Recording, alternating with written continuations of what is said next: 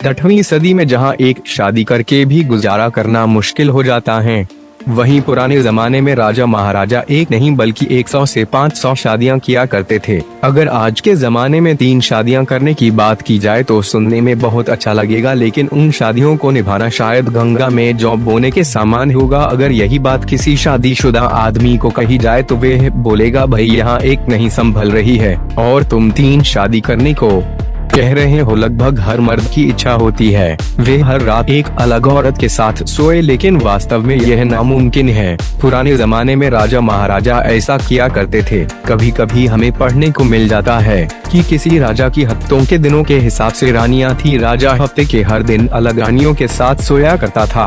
आखिर ऐसा क्या कारण था कि राजा महाराजा एक से ज्यादा शादियां किया करते थे? क्या आज के जमाने की तरह उन्हें अपनी पत्नियों से डर नहीं लगता था? आइए जानते हैं उसके कई कारण। इनमें सबसे बड़ा कारण यह है कि क्योंकि राजा महाराजा हमेशा किसी राज्य या कुनबे के मुखिया होते थे, तो उनके लिए आर्थिक तौर पर कई शादियां कर लेना कोई बात नहीं थी। वे अपने लिए एक से ज्यादा शादियां करने के खर्चे उठा सकते थे। राजा महाराजा कई शादियां करते थे क्योंकि वंश बढ़ाने, राजनीतिक गठबंधन बनाने और उत्तराधिकारियों की संख्या सुनिश्चित करने के लिए ऐसा किया जाता था। राजाओं की कई पत्नियां होने की और भी कई वजह थी। 1. वंश बढ़ाने के लिए एक रानी ज्यादा से ज्यादा 15 से 20 बच्चे ही पैदा कर सकती थी। 2.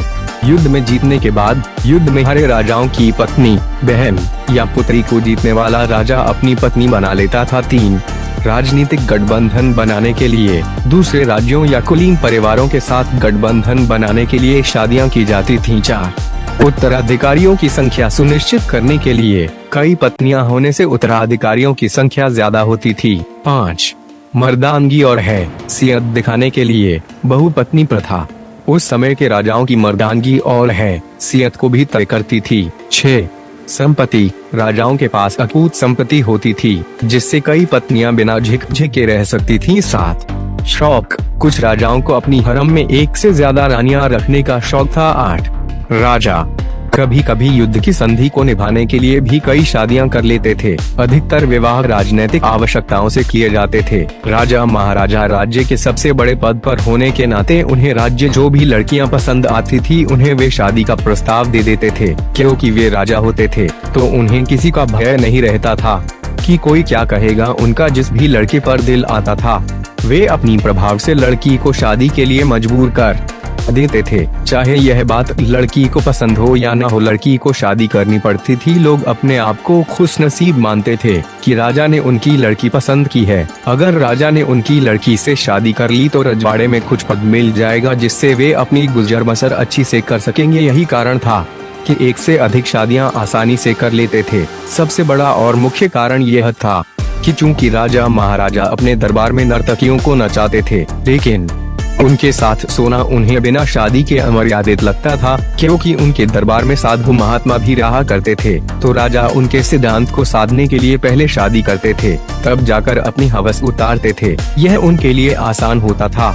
एक महत्वपूर्ण कारण था कि राजा का रसिक होना। क्योंकि राजा बचपन से ठाट बाट में पल्ला बड़ा होता है, तो शादी की उम्र होने पर भी उसे एक से अधिक सुंदर और विभिन्न तरह की लड़कियों की चाहत रहती है और यह उनके लिए आसान रहता है वे उनसे शादी कर ले। क्योंकि राजाओं उनका खर्चा तो देखना पड़ता नहीं था।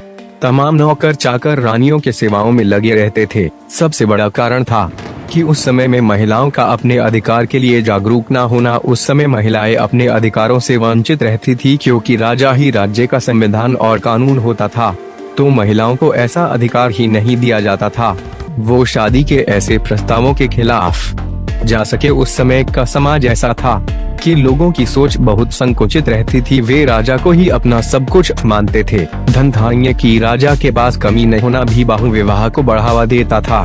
कभी राजा को औलाद नहीं होती थी तो वे लोग इस चक्कर में कई शादियां कर लेते थे, चाहे राजा नपुंसक ही क्यों ना हो। लोग ये न सोचते थे पुराने समय में राजा महाराजा एक दूसरे की देखा देखी में कई शादियां कर लेते हैं।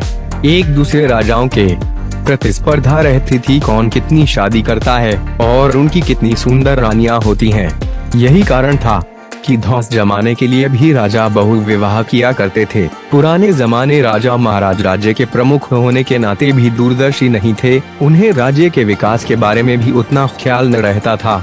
बस वे राज्यों से लड़ाइयाँ लड़ते थे। अगर वहाँ राज्य को हट लिया तो वहाँ की सुंदर लड़की को अपने राज्य लाकर रानी बना लेते थे। सभी रानियों की संतुष्टि तो एक राजा द्वारा असंभव ही थी। एक समय में एक ही रानी राजा की नजर चढ़ी होती थी। उसका कारण उसकी सुंदरता या उसका यौवन या कई बार उसकी बुद्धिमत्ता होती थी। इसे सामान्य भाषा में पटरानी कहा जाता था। जब कोई नई रानी इन्हीं कारणों से या किसी और कारण से राजा की नजरों में आ जाती तो वो पटरानी हो जाती और पुरानी पटरानी साधारण रानियों में आ जाती थी। सबसे बड़ी रानी अधिकतर राजनीतिक रूप से भी शक्तिशाली होती थी और उसे महारानी कहा जाता था। उसका सम्मान तो होता था, किंतु उससे प्रेम होना आवश्यक नहीं था। यदि उसका कोई पुत्र होता तो वह युवराज होता था, किंतु यदि न हो तो उसका महारानी वाला सम्मान भी खत्म हो जाता था।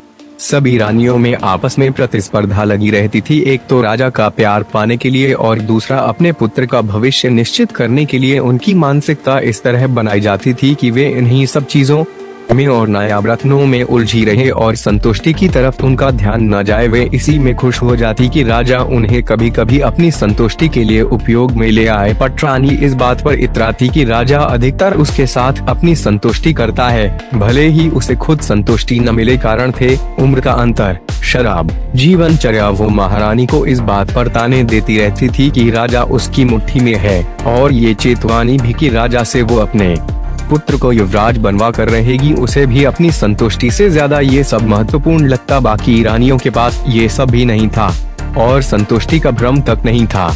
यहाँ तक कि वे राजा के लिए संतुष्टि का साधन तक नहीं थी। जब राजा नई रानी लाता तो इसका हाल भी बाकी रानियों जैसा हो जाता। संतुष्टि के लिए रानियों का आपस में दासियों के साथ या उनकी सुरक्षा में रखे हिजड़ों के साथ अप्राकृतिक संबंध होना आम बात थी। कभी कभी लाखों पहरे के बावजूद किसी हिम्मत वाली रानी के संबंध किसी पर पुरुष से हो ही जाते थे। ये अक्सर दरबारी राजपुरुष, रिश्तेदार, सेवक, सेविकाओं के पति या अन्य प्रभावशाली नागरिक हो सकते थे, जिनका राजभवन में आना जाना हो और सेविकाओं की मदद से वो रनिवास में घुसकर सुरक्षित बाहर निकल सकते थे। जब रानियां या बेगम अधिक हो तब उनको समय ही नहीं मिलता राजा से मिलने का और उनमें ईर्ष्या बढ़ती जाती है। अपनी सौतनों से जलन के कारण महल में अशांति और षड्यंत्र होते हैं। अतः सभी रानियां या बेगम अधिकतर दूर से ही राजा या बादशाह को देखकर ही संतुष्ट रहती थी। उनको भौतिक रूप से राजा या बादशाह का साथ बड़ी मुश्किल से मिलता था।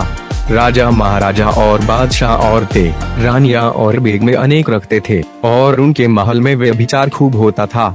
व्यभिचार तभी होगा जब संतुष्टि नहीं होगी। चोरी छिपे ही होता था, क्योंकि सजाएं सख्त होती थी। बॉलीवुड फिल्म योद्धा अकबर में भी अकबर की रानियों के गर्भवती होने को दिखाया गया है, जबकि बादशाह से उनका संपर्क ही नहीं हुआ। इस विषय पर दूसरी रानियां चटखारे लेती है और बादशाह के मन में उन रानियों के प्रति नफरत पैदा करने में कामयाब हो जाती है। राजा बादशाह भी अपनी रानियों से संतुष्ट न हो खेल अलग से रखते थे। नाचने गाने वालियों के साथ भी महल छोड़कर पड़े रहते थे। अधिकतर मुगल बादशाह अपने हरम में खोजा मतलब हिजड़ा रखते थे। महल में रानियों या बेगमों की खिदमत में हिजड़ों को रखते थे।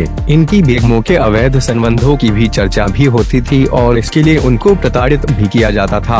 अंग्रेज लेखक विलियम डैलरिम्पल ने अपनी पुस्तक द लोस्ट मुगल में अंतिम मुगल बादशाह बहादुर शाह जफर की बड़ी बेगम के बादशाह की दूसरी बेगम से हुए पुत्र के साथ संबंध होने के बारे में लिखा था। इस कारण उसे अलग थलग कर दिया था और गदर के बाद हुए देश निकाले की सजा पर भी राजा उसे अपने साथ नहीं ले गया था। बीच में ही झगड़ा होने से इलाहाबाद में छोड़नी पड़ी थी। इस तरह के अनेक अवैध संबंध बेगमों के महल के अंदर ही होते थे और रानियां संतुष्ट होती थी कहना गलत है, उनको अवसर ही नहीं मिलता था। मुगल बादशाह अकबर, जहांगीर आदि के हरम में 3 से 5,000 तक औरतें थी जो भिन्न भिन्न हिंदू राजाओं को हराकर उनसे छीनी गई थी या बेहतर राजनीतिक संबंधों के लिए रखी गई थी। ऐसे में सोचना कि रानी संतुष्ट थी या राजा बादशाह संतुष्ट कर देते थे, सब कोरी बकवास है। रानियों का नंबर ही नहीं लगता था। राजा बादशाह स्थिर होते थे, कामजीव थे, अय्याशी में ही समय बिताते थे। रानी संतुष्ट हुई या नहीं, राजा संतुष्ट थे। रानी की संतुष्टि की किसे पड़ी है, बोल भी नहीं सकती। सजा रानी को भी ही सकती थी बशर्ते कि उसका मायका कमजोर हो। इनको अवसर ही कम थे। अधिकतर राजा जब कभी मौका मिला तो लड़ने चले गए, हार गए तो इनकी औरतें दूसरे ने छीन ली जीत गए तो दूसरे की इन्होंने छीन ली और अपना हरम बड़ा कर लिया और बड़े राजा बन गए। चाहे महल हरम की औरतें हिजड़ों से ही काम चल रही हो, बस राजाओं के अनुभव लड़ने और औरतों के लिए लड़ने के ही होते थे। चाहे राजपूत हो या मुगल या सिख, राजकाज के नियम लगभग एक से ही होते गए। महाराज रंजीत सिंह 15 रानी रखे थे और कुछ नचनियों को भी शादी किए थे। महाराज कहलाए लोग भी राजा से जुड़ने के लिए अपनी जवान कम उम्र की बेटियां राजा को देकर संबंध बनाकर लाभ लेते थे।